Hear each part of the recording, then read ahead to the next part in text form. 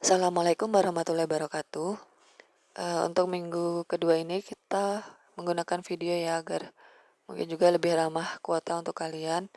Nanti kalau ada pertanyaan silahkan diberikan di kolom komentar Google Classroom. Untuk minggu ini kita membahas tentang dasar taksonomi tumbuhan yang masih ada kaitannya dari materi minggu lalu. Nah, sebelum kita bahas tentang dasar taksonomi tumbuhan ini, kita akan mengenal dulu tata nama tumbuhan. Nah, untuk tumbuhan sendiri itu ada dua jenis. Ada nama biasa dan ada nama ilmiah. Nama biasa itu disebut juga nama daerah atau nama lokal. Nah, masing-masing kedua ini dia punya tujuan tertentu. Jadi beda, nanti nama ilmiah itu beda, nama biasa itu beda. Nah, kalau untuk yang nama biasa atau nama daerah, nama lokal, itu ya tujuannya adalah ya untuk mengenal tapi di lingkungan tertentu, daerah tertentu dengan bahasa tertentu kan gitu. Jadi namanya juga sesuai dengan bahasa masing-masing. Berbeda dengan nama ilmiah. Nama ilmiah itu dia berkembang dengan adanya ilmu taksonomi tumbuhan.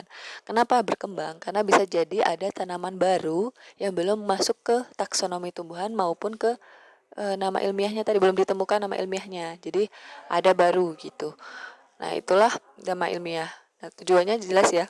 Kalau nama daerah itu kan hanya dimengerti oleh daerah tertentu.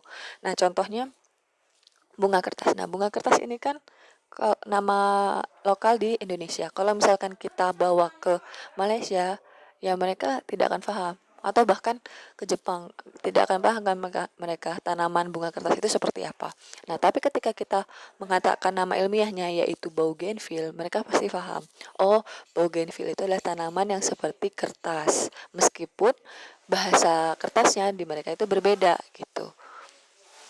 Nah, tapi ada pula, nah ini contohnya ada pula nama lokal dengan nama ilmiah itu sama atau mirip gitu. Karena bisa jadi nama lokalnya diambil dari nama ilmiahnya. Karena sebelumnya masyarakat tersebut belum pernah menamai bunga itu. Itu bisa saja bunga atau tanaman tersebut. Nah, kemudian apa sih latar belakang munculnya nama ilmiah gitu ya. Kalau nama lokal kan ya sudah pasti ya untuk memberikan identitas gitu, memberikan identitas tapi di lingkungan tertentu. Yang penting masyarakat sekitar paham gitu. Nah, sedangkan kalau nama ilmiah itu yang pertama alasannya adalah beraneka ragamnya nama biasa atau nama lokal. Kayak tadi ya apa untuk bunga kertas mungkin di tempat lain itu ada beda, ada nama tertentu gitu, tidak berlaku umum. Itu di Indonesia saja. Gimana kalau apalagi di luar? Kalau di luar jelas mereka tidak akan mengerti kan. Nah, nanti di luar misalkan di Malaysia, di Jepang pasti nama lokalnya beda lagi gitu. Tapi nama ilmiahnya sama. Jadi itulah gunanya untuk mengeneralkan ya. Karena banyaknya beraneka ragamnya nama biasa atau nama lokal. Nah, contohnya lain adalah tidak hanya bangsa kan tadi yang Indonesia ya. Kalau bunga kertas saya tidak paham kalau di daerah lain itu apa. Nah, contohnya itu seperti pisang. Oh, kok pisang maaf. Pepaya. Nah, pepaya itu di Jawa disebutnya kates. Kalau di Sunda disebutnya gedang. Nah, itu dalam satu bangsa saja ada berbeda-beda nama lokalnya. Apalagi tiap bangsa antar bangsa seperti itu. Jadi perlu adanya yang mengeneralkan nama tersebut. Kemudian banyaknya sinonim untuk satu jenis tumbuhan dan banyaknya homonim. Nah, sinonim itu seperti yang tadi ya. Jadi misalkan pisang di ini apa sinonim, bisa pisang sinonimnya pisang.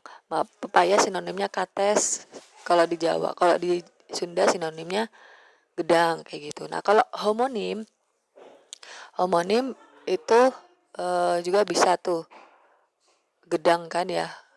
Gedang kalau misalkan tadi kan gedang kalau di Sunda itu kan kates. Nah, kalau di Jawa gedang itu pisang, kan itu homonim tuh. Nama yang sama tapi untuk tanaman yang berbeda. Ya, itu contohnya. Gitu. Kemudian suka diterima secara internasional. Jelas ya, karena bahasa per bangsa saya sudah beda. Per daerah saja di Indonesia beda, apalagi internasional kan. Oke. Kemudian beragamnya nama tadi ya, masih itu eh ini beragamnya nama, ada yang pendek, ada yang panjang. Nah tadi, jadi kadang kan ada ditambah-tambahin tuh kalau nama daerah, lidah mertua apa atau apa. Lidah mertua masih dua kata, suku kata ya. Mungkin ada yang nambah-nambahin deskripsinya, mungkin lidah mertua yang panjang, ada juga kan lidah mertua yang pendek gitu. Jadi nanti panjang ada penjelasannya. Nah itu untuk mempersingkat itu dan jelas nanti, nggak harus dideskripsikan si bunga itu seperti apa, tapi berdasarkan kategori aja dan dimasukkan dalam taksonomi gitu. Nah ini awal mula perjalanan ya tata nama tadi tahun 1867. Nah ini ya, ada Muktamar Botani, kemudian memberi nama untuk tumbuhan pada tahun 1867 di Paris gitu. Ini awal mulanya di situlah, pokoknya tata nama itu dimulai 1867.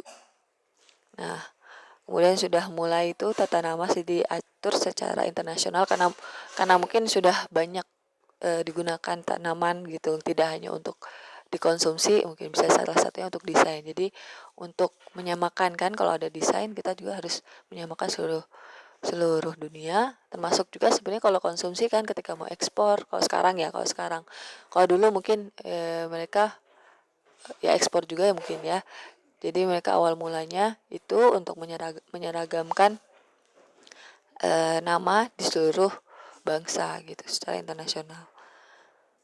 Nah ini ada contoh tanaman tumbuhan rosella. Ya, rosella itu kan nama ilmiahnya Hibiscus inermis ya. Hibiscus inermis. Nah kemudian ada nih daerah tertentu. Ini kalau ini nama ilmiah di mungkin daerahnya misalkan di Paris tadi, namanya panjang nih, Hibiscus inermis follis serratis inferiobus obovatis interis superioribus trilobis. Nah, artinya hibiscus yang tidak berduri dengan daun bergerigi, bagian bawah rata, berbentuk bulat telur dengan bagian atas berkekuk. Nah, ini kan tadinya awal mulanya adalah Hibiscus inermis, tapi karena dia beda ciri-cirinya ditambahin. Ini ya gambarnya yang ada seperti yang di slide. Jadi ditambahin penjelasannya, kan panjang banget. Jadi itu akan dipersingkat menjadi ini ada Hibiscus subdariva, jenis lain, nama ilmiah lain yang dia berbeda karakteristiknya.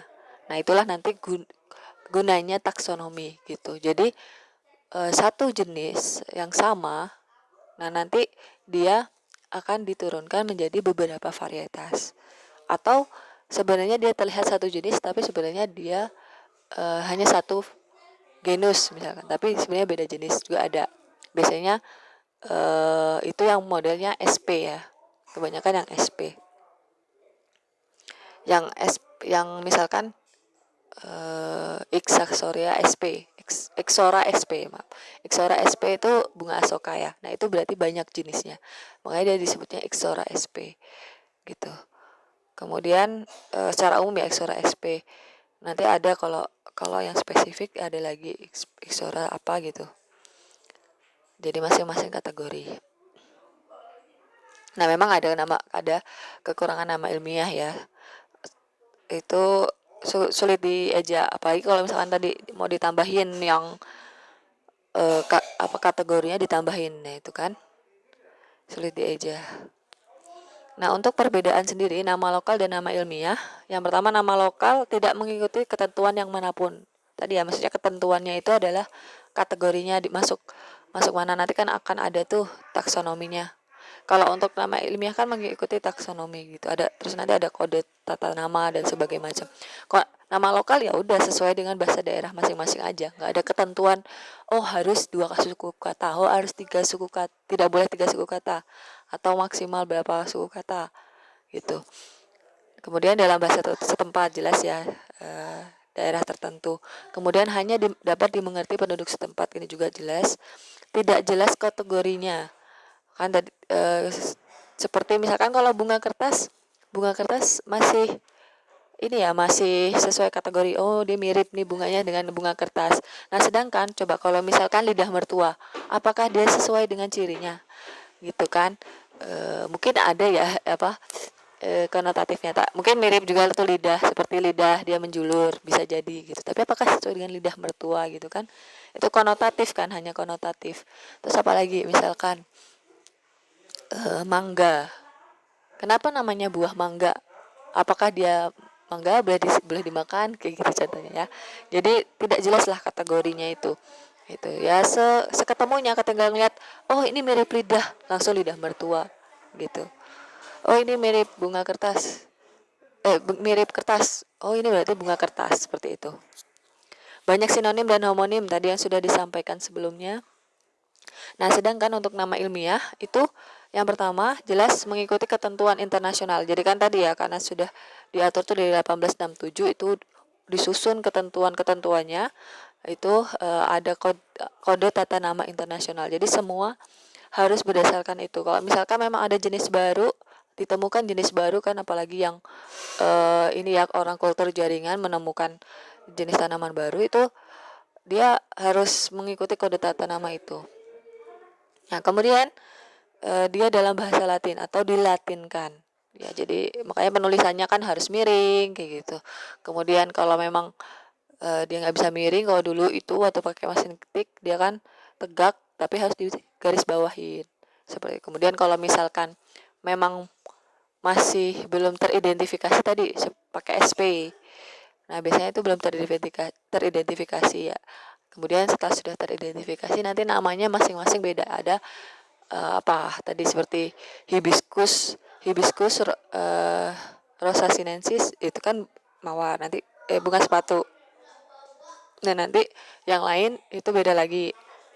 Hibiscus hibiscus apa tadi yang ini yang bunga rosella itu juga akan banyak beda-beda ketika sudah ditemukan teridentifikasi macam-macamnya gitu. Kemudian berlaku internasional sekurang-kurangnya bagi kaum ilmuwan. Nah, ini ya, berlaku internasional. Jadi karena memang sudah peraturannya internasional. Nah, tapi memang beberapa orang tidak paham. Kenapa? Karena mungkin orang awam seperti itu kan, mereka di sekolahnya atau waktu kuliah sama sekali tidak membahas tentang nama ilmiah gitu.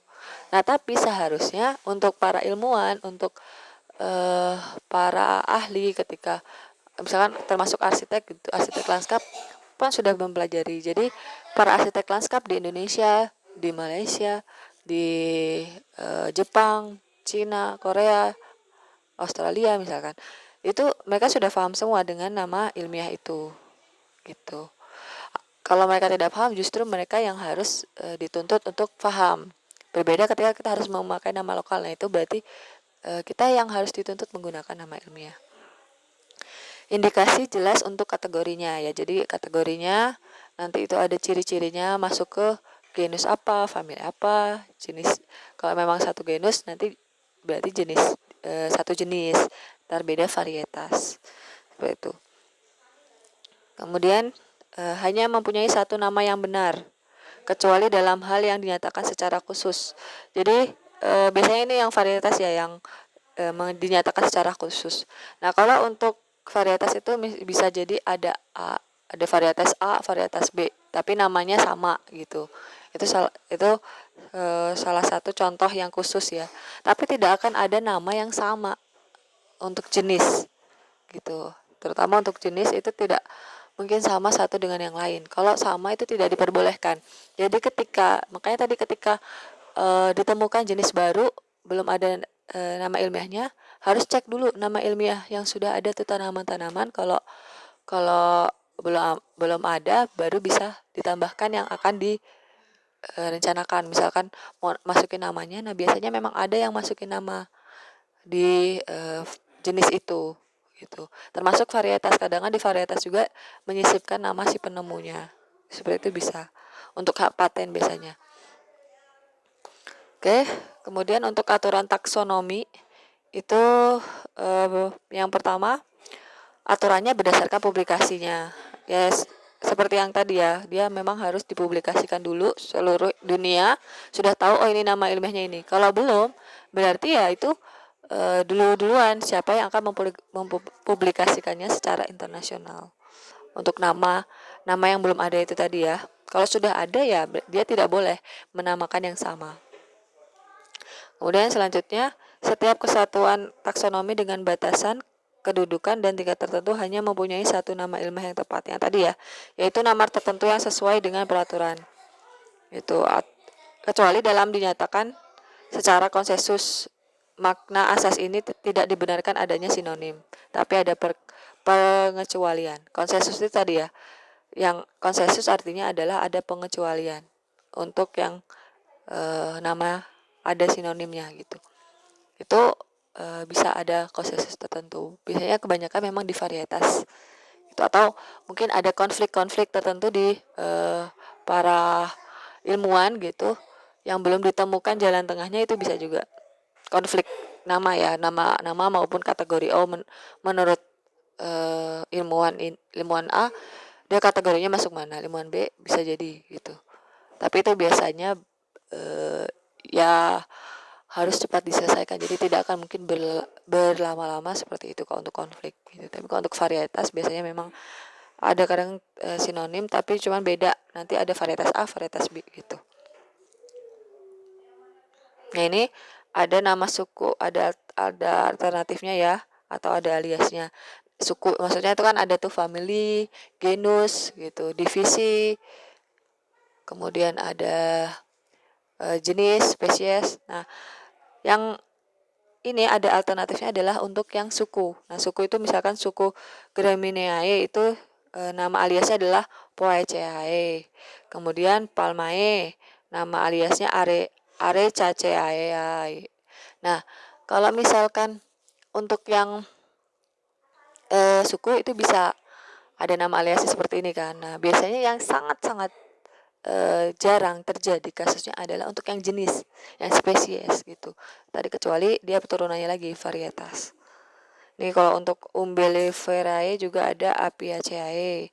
Kemudian ada Compositae, itu aliasnya Asteraceae. Ini aster ya, bunga aster. Kemudian contoh aturan taksonomi. Nama-nama ilmiah diperlakukan sebagai bahasa Latin dengan memperhatikan asalnya. Ya jadi dia tetap memberlakukan nama Latin, cuman misalkan memang dia ditemukannya hanya di daerah awalnya di daerah itu saja, kemudian nanti dia menyebar, itu bisa saja gitu. Jadi ada nama di namanya itu memang ada daerah asalnya atau penemunya, itu bisa tercantum di namanya itu, nama ilmiah.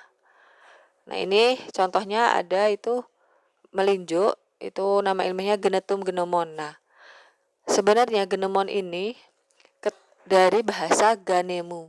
Bahasa Ganemu itu bahasa Maluku gitu.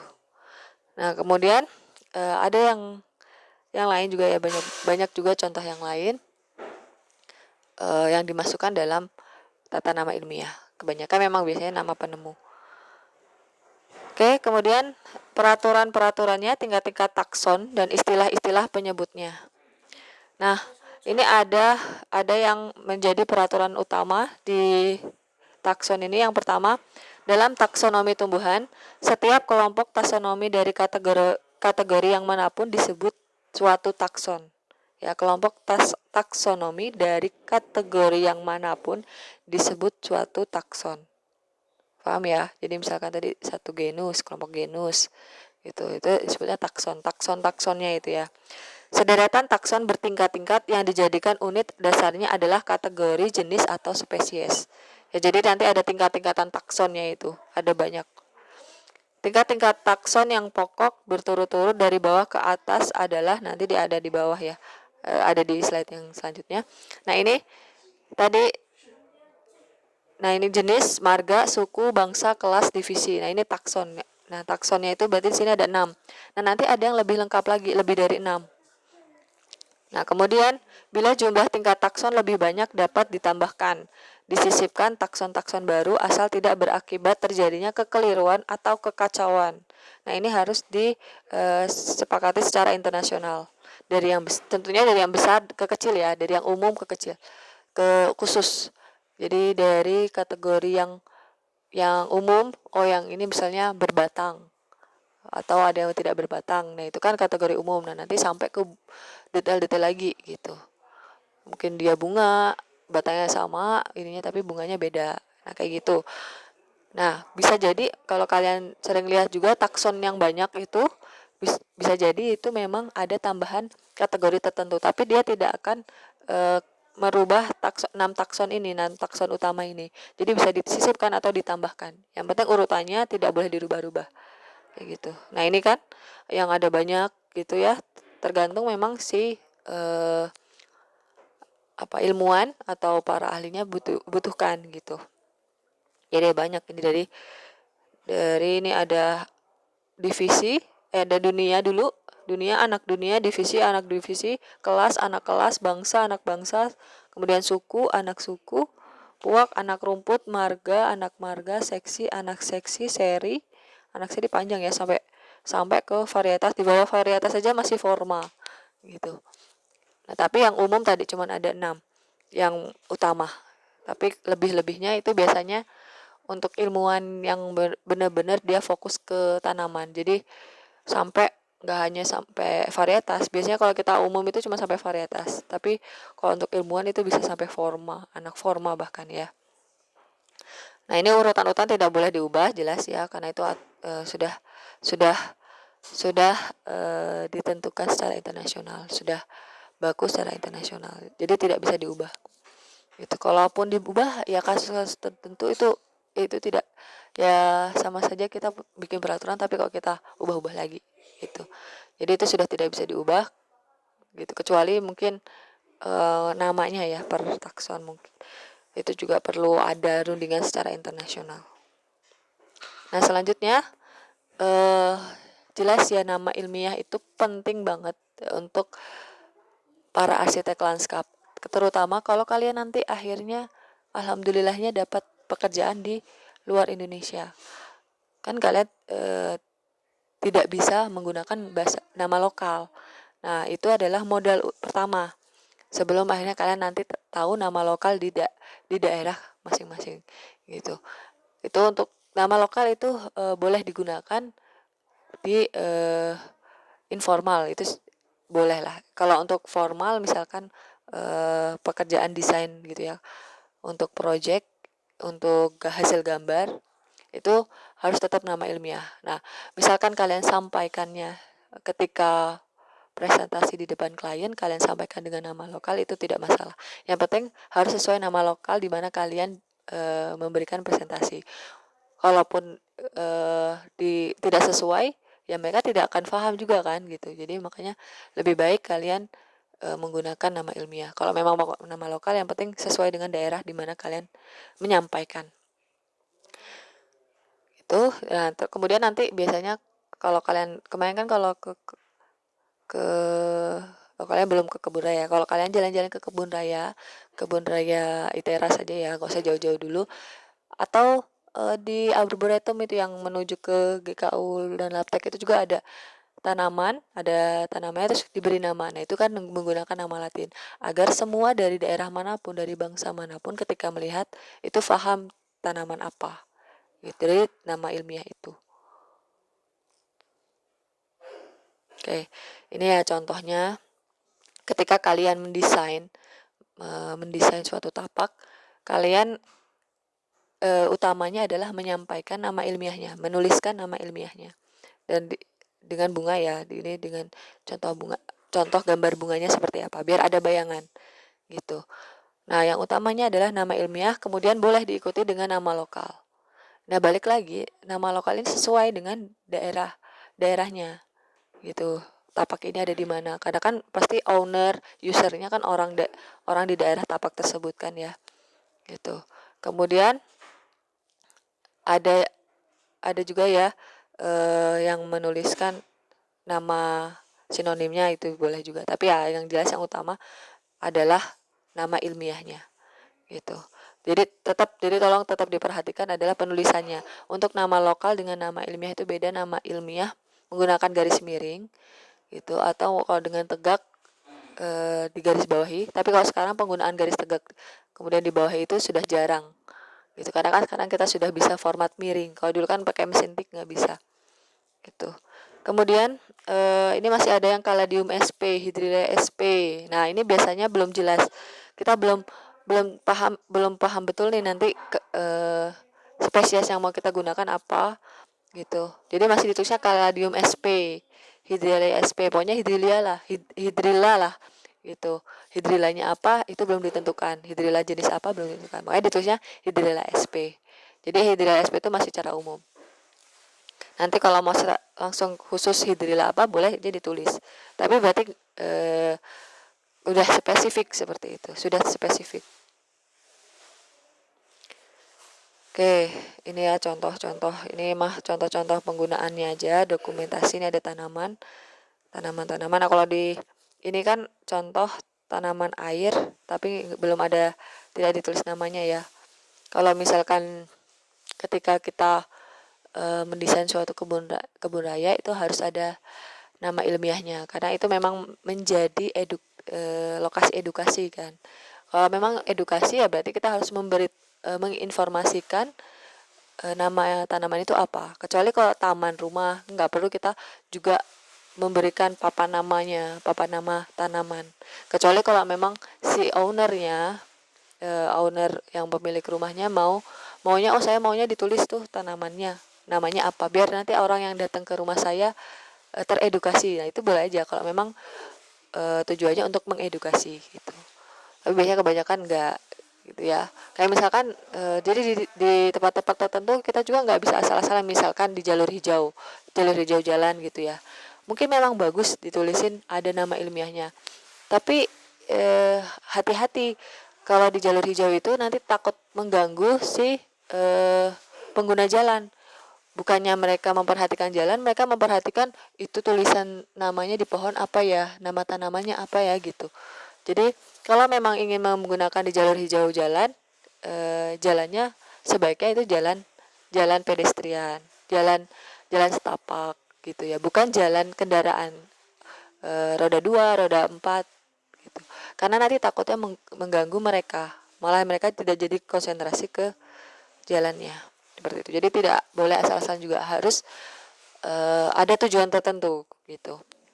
Jadi tadi kan kalau misalkan digambar kita tujuannya untuk memperlihatkan ke si klien kita, oh kita mau mendesain ini dengan tanaman yang digunakan ini gitu. Nah, kalau untuk di tapaknya sendiri itu biasanya kita meletakkan nama ilmiah itu untuk edukasi, untuk informasi, memberikan informasi kepada si penggunanya. Kalau yang desain tadi kan memberikan informasi kepada si kliennya gitu. Oke. Kemudian ini juga ya di taman. Nah, kalau di taman kan jarang menggunakan papan nama gitu ya. Jadi ya udah yang mau kita tanam aja apa, tanam di situ. Tidak perlu diinformasikan tanamannya apa. Nah, yang perlu diperhatikan kalian ketika mendesain suatu taman harus memperhatikan tanaman apa yang akan kita gunakan yang paling cocok di lingkungan tersebut, atau cocok juga dengan tema desainnya gitu ya. Misalkan ini bangunan rumah minimalis, cocoknya seperti apa tanamannya, apakah dengan pohon yang banyak bunga-bunganya cocok gitu kan. Kemudian keinginan owner terutama juga ya, misalkan pemilik rumah ingin mendapatkan kesan kalem dan monokromatik, kan berarti kita nggak mungkin menggunakan warna bunga macam-macam warnanya dengan warna-warna cerah, misalkan orange, merah, kemudian ada toska misalkan. Itu kan kayak seperti kuku macan itu kan ada warna toska. Nah, itu macam-macam warnanya kan nggak sesuai dengan keinginan owner gitu. Tapi balik lagi, kita tidak boleh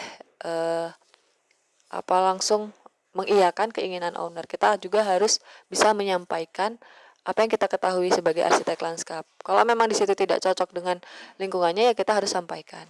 Nah, dari jenis-jenis kategori yang ingin kita tanam di situ, misalkan cocok dengan lingkungan yang ada di situ.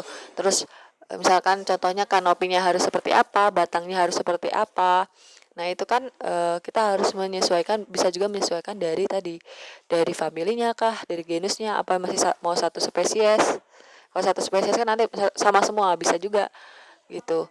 Bisa juga temanya satu spesies, desainnya, tanamannya, tapi beda varietas. Atau beda ininya lagi, bawahnya lagi forma. Ya itu tapi jarang ya. Biasanya masih satu genus tapi beda spesies gitu. Itu bisa menjadi tema juga dalam suatu mendesain taman. Yang jelas kategori yang akan kita tanam itu harus diperhatikan. Nah, ini tadi ya. Jadi karakter desain yang dapat menampilkan berbagai jenis tekstur dan bentuk tanaman dalam warna hijau. Nah, bisa jadi misalkan kalian mau mau membuat yang ini berbagai jenis tekstur dan bentuk tanaman dalam warna hijau. Itu bisa jadi satu family, bisa juga atau beda family, nggak masalah. Tapi biasanya dia masih kerabat gitu kan ya, karena evergreen itu biasanya satu kerabat. Evergreen itu yang tanaman hijau tidak berbunga. Nah, itu bisa salah satu yang bisa diaplikasikan. Jadi memperlihatkannya lebih ke tekstur karena satu warna kan.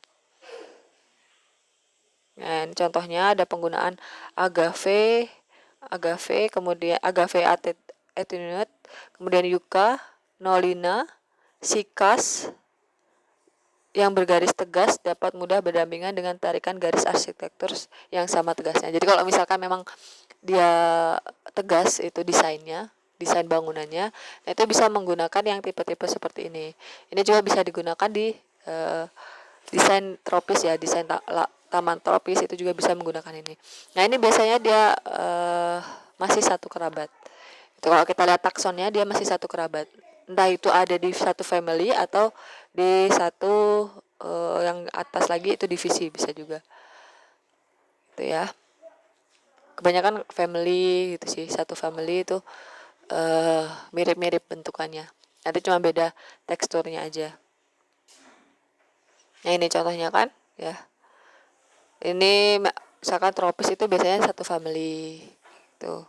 Untuk agave, terus ada bromelia. Nah, kan dia mirip-mirip bentuknya. Nah, itu biasanya masih satu family. Nih, ada agave attenuate, ada agave angustifolia. Itu sama sih satu spesies gitu, tapi nanti beda varietas. Ada cordyline.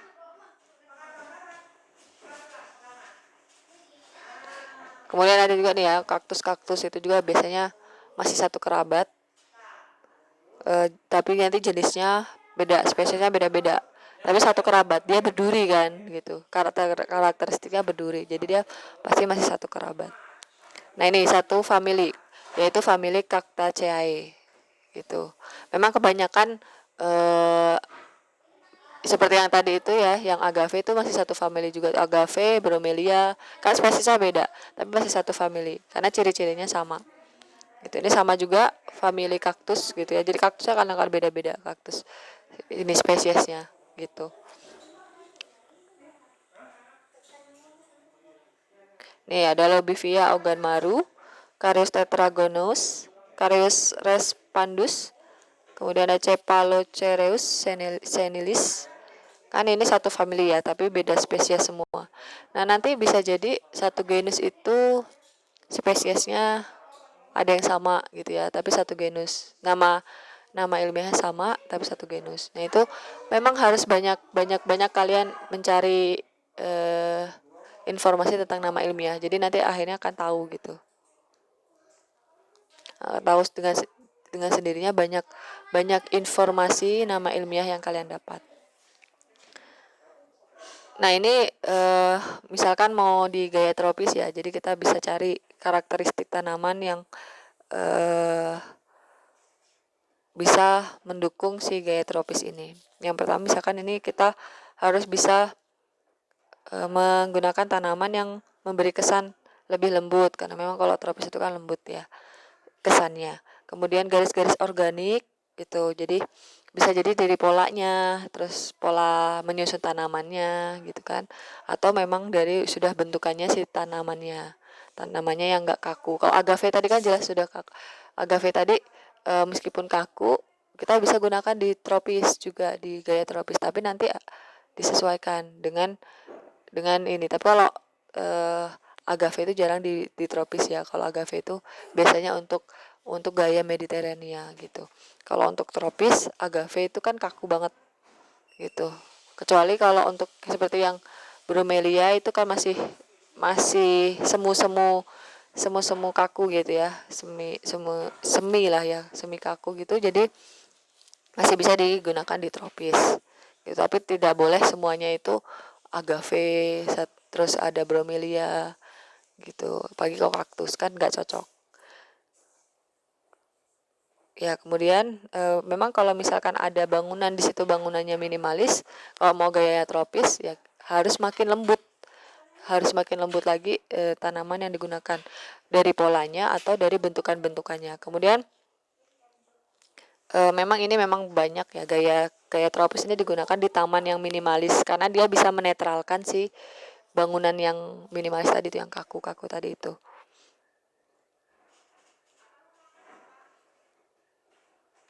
Nah, ini kalau memang misalkan bangunannya itu memang banyak sekali yang garis tegas ya, menggunakan garis tegas, memang bagusnya minimalis. Tidak boleh kita paksakan terus kita lembutkan dengan gaya tropis gitu ya. Yang misalkan kita yang buat yang rindang-rindang. Nah, itu jangan dipaksakan. Kalau memang semuanya sudah temanya itu minimalis, garis tegas semua ya kita gunakan juga yang tegas juga untuk ininya, tamannya. Nah, biasanya kalau tropis itu banyak menggunakan tanaman air. Jadi itu kalau kita ada sentuhan tanaman air itu biasanya gaya tropis. Ya contohnya kan banyak ya. Untuk ini apu-apu itu juga jangan eceng gondok gitu ya. Kalau eceng gondok mau buat kolam. Misalkan teratai juga bisa. Itu kesan gaya tropisnya sangat kuat gitu kalau ada tanaman air. Nah, ini ada juga papirus, contoh yang lainnya. Ada bambu putoy. Nah, teratai ya udah banyak yang menggunakan juga gitu. Nah, tadi ini juga bisa menjadi penetral tadi ya, penghubung antara minimalis dengan yang tropis. Tapi ingat lagi, harus dilihat lagi di situ lingkungannya. Kalau memang sudah banyak bangunan-bangunannya yang tegas, ya kita tidak bisa memaksakan untuk tropis karena itu akan merusak desainnya gitu. Ini contoh-contoh tanaman lanskap yang ada di foto ini ya. Ada nih Philodendron pinatividium, Himeno Kalis caroliniana, ada Nicolaya sp, ada Carex, ada Pandanus amarylifolius, kemudian ada Epiprum pinnatum gitu. Oke. Nah, itu jadi dari foto-foto ini kita bisa dapat ada beberapa jenis tanaman, terus nama ilmiahnya apa. Nah, ini kan tugas yang sudah disampaikan sebelumnya, nanti harap dikerjakan. Jadi kalian foto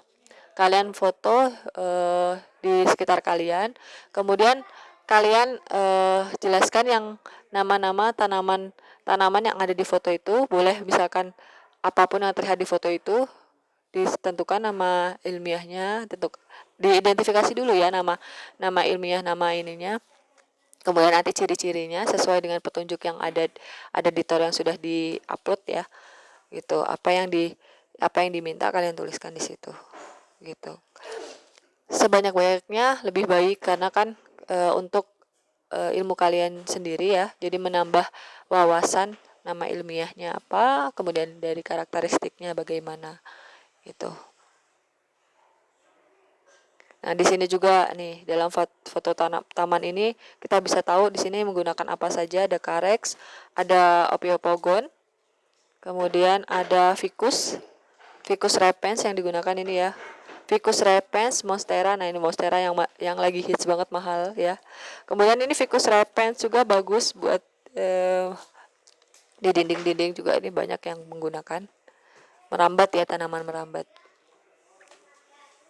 Kemudian ini ada juga yang digunakan untuk kombinasi di stepping grass ya, di stepping stone itu, jadi ada rumputnya gitu, biarin terlihat kesannya lebih. Kalau yang untuk tropis ini juga bagus ya, jadi ini kesannya lebih organik, kesannya lebih lembut kalau ada rumput di tengah-tengah stepping stone. Ini contoh-contoh tanamannya, ada monstera. Ya, nama lokalnya juga monstera. Ada mungkin ada yang beda lagi di daerah lain, tapi biasanya kita sebutnya monstera. Monstera ini deliciosa.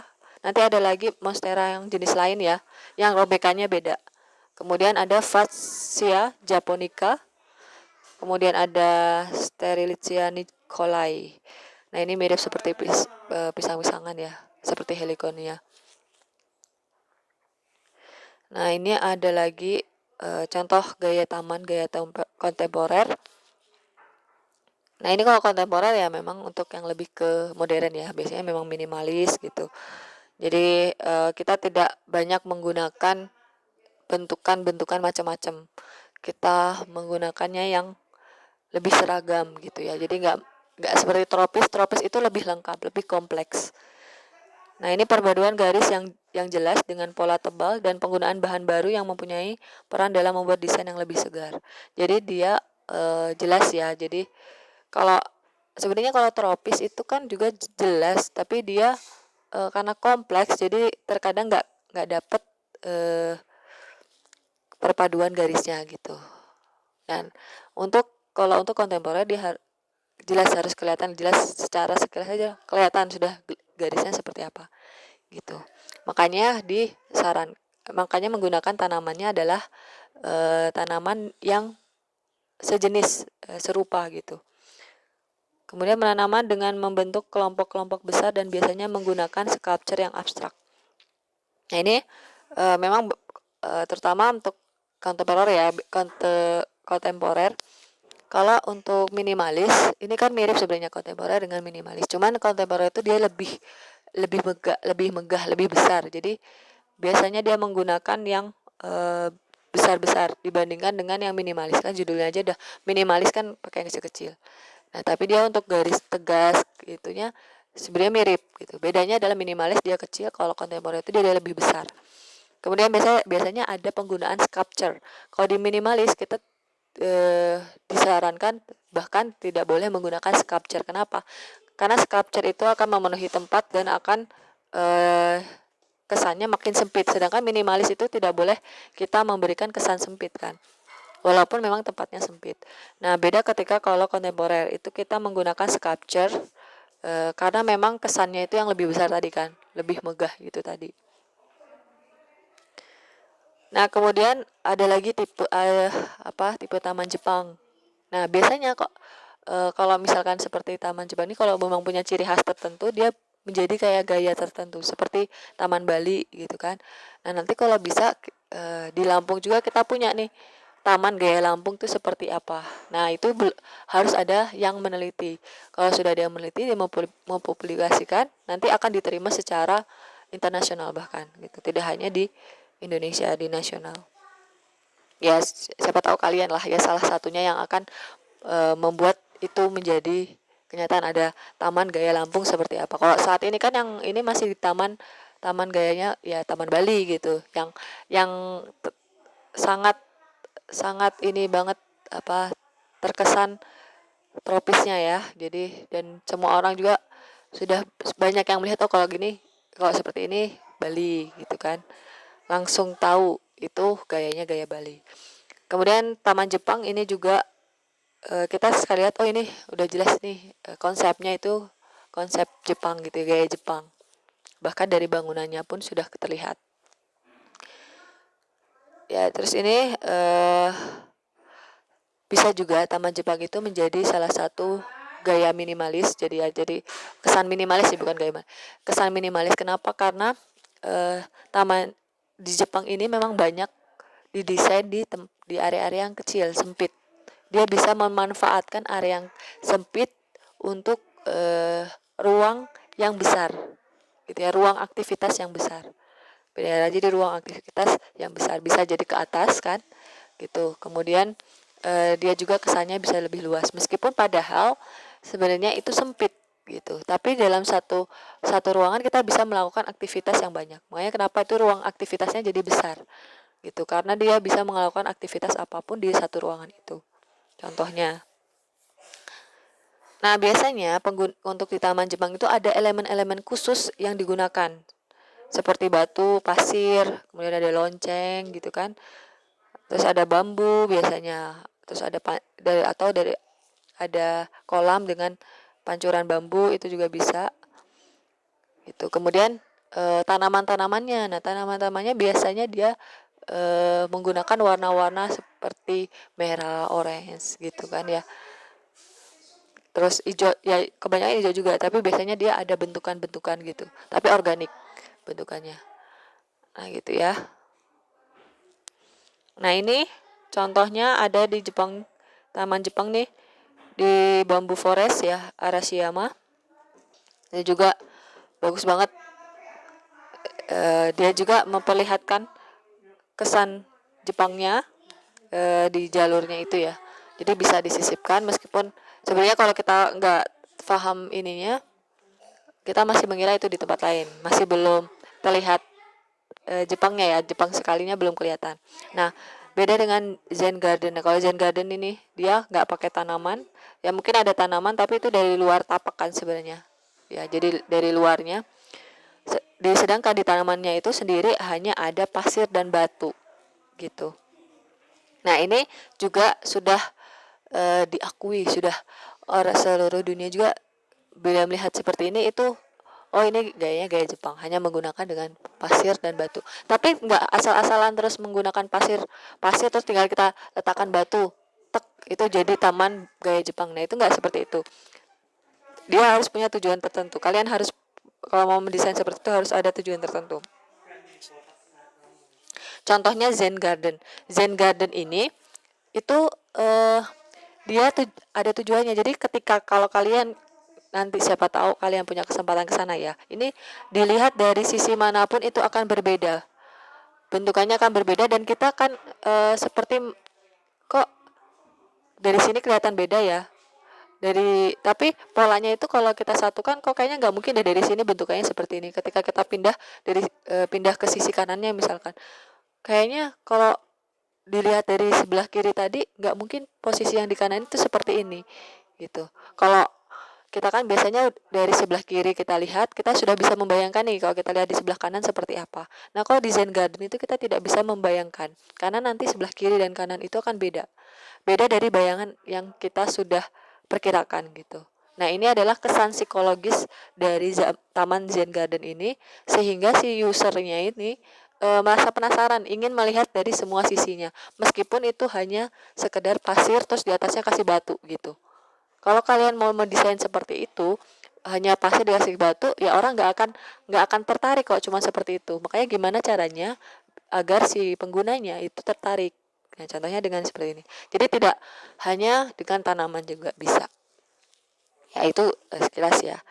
Eh contoh yang tidak menggunakan tanaman. Nah, ini juga ada yang tropis juga nih yang menggunakan dengan ada air, kemudian ada jalan setapak di airnya. Nah, ini tanaman-tanamannya itu dipola ya.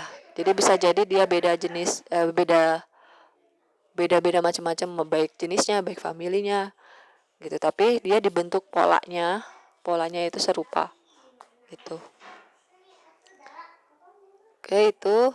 Nah ini ada bahkan bambu saja ada banyak jenisnya gitu. Nah bambu mana yang akan kita gunakan di suatu taman itu pun akan mempengaruhi kesan di taman tersebut. Nah biasanya kalau kita mau menggunakan gaya Jepang, yang kita gunakan adalah bambu yang dia karakteristiknya itu bambunya tuh warnanya kuning gitu ya, terus kecil-kecil daunnya. Nah itu lebih kuat gaya Jepangnya gitu. Makanya kita akan lebih banyak menggunakan bambunya bambu apa misalkan mau pakai bambu vulgaris masih bisa masuk. Nah, tapi bambu vulgaris ini juga jangan yang gede-gede yang kayak di kebun itu ya. Jadi dia beda lagi, ada yang kecil-kecil gitu. Atau lebih lebih spesifik lagi ada yang bambu Jepang. Nah, gitu ya. Bambu Jepang kan yang kecil-kecil itu, daunnya kecil-kecil itu bisa kita gunakan. Nah, ini contohnya ada bambusa arundinaceae gitu yang bisa kita gunakan. Atau macam-macam ada bambusa vetricosa gitu.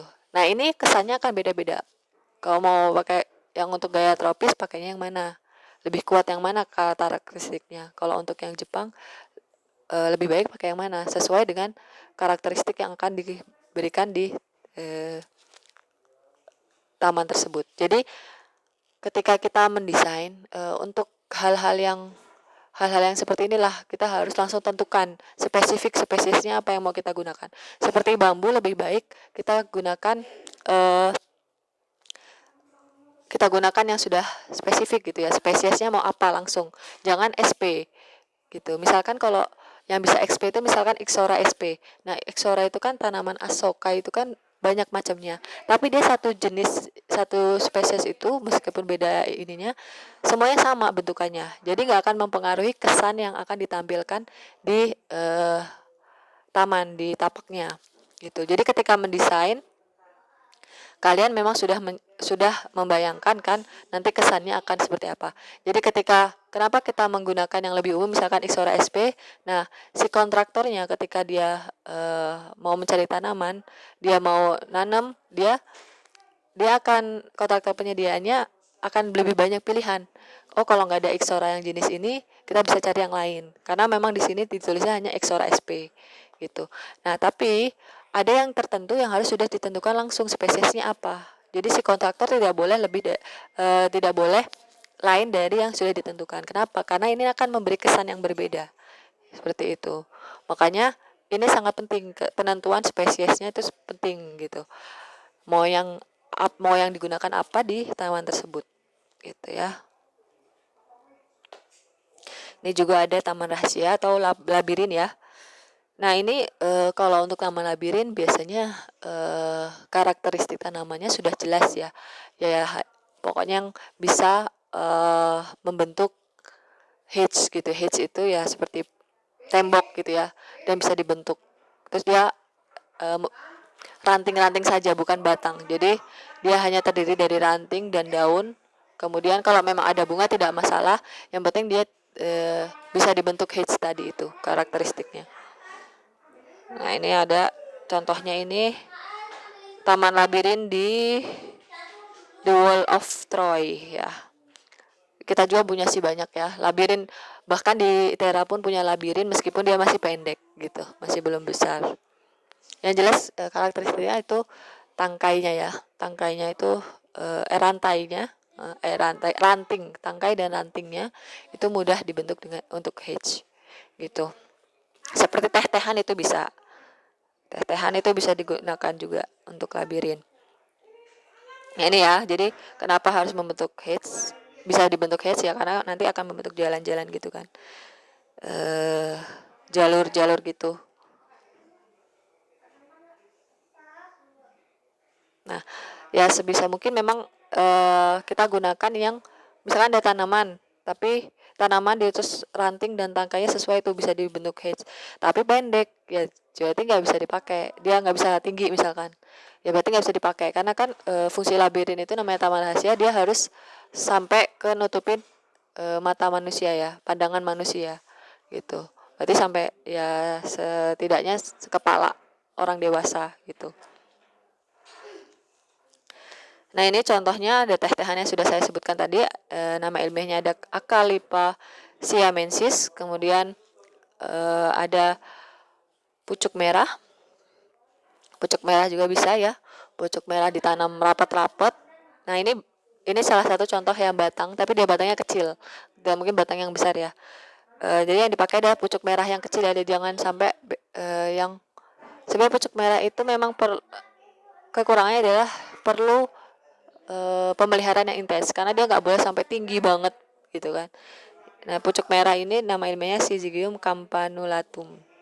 Nah, ini biasanya nanti kalau kalian pernah dengar Shizigyo Malacense, ini masih satu family dia.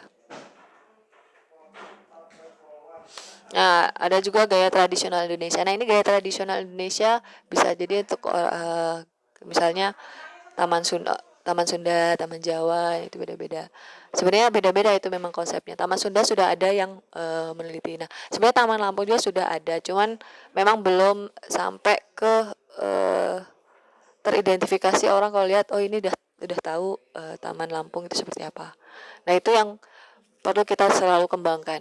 Jadi gimana caranya sih biar biar identitas itu langsung terlihat di taman itu. Nah, ini biasanya kalau gaya tradisional ya tradisional kita ya memang yang kita tanam itu kan biasanya untuk kita bisa makan gitu, kita bisa konsumsi atau obat-obatan gitu. Makanya kenapa di taman tradisional Indonesia itu kebanyakan adalah tanaman yang menghasilkan makanan gitu ya, bisa kita makan. Kemudian penataannya berdasarkan pemanfaatan kesejahteraan ya. Jadi memang ditata sesuai dengan kebutuhan rumah tangga gitu. Jadi seperti apa polanya, jadi memudahkan untuk memanennya gitu. Jadi tidak berdasarkan seni gitu. Sehingga penanaman berdasarkan gaya masing-masing lah ya. Jadi lebih enaknya gimana, mungkin lebih enak kalau ditanam seperti ini biarin gampang kita aksesnya, seperti itu juga bisa gitu. Nah, gaya biasanya digunakan tuh gaya serbaguna, jadi bisa misalkan kita punya taman bisa untuk tadi kan nanam yang bisa kita konsumsi, tanaman buah gitu atau tanaman obat. Nah, juga atau tanaman rempah-rempah juga bisa, sayuran juga bisa. Jadi serbaguna biasanya memang banyak gitu kan gayanya.